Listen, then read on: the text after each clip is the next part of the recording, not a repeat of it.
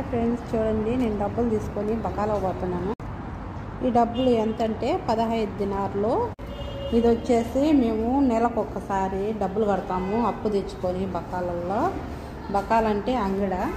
ఇదిగో చూడండి బకాల కట్టుకొచ్చాను. చూడండి బకాలకైతే వచ్చేస్తున్నాను. షూ పానా సేమ్.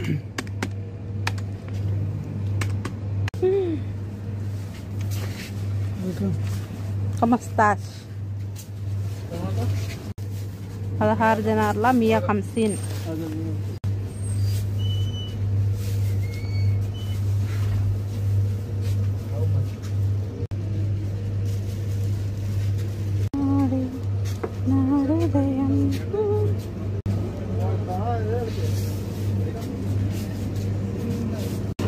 Coconut.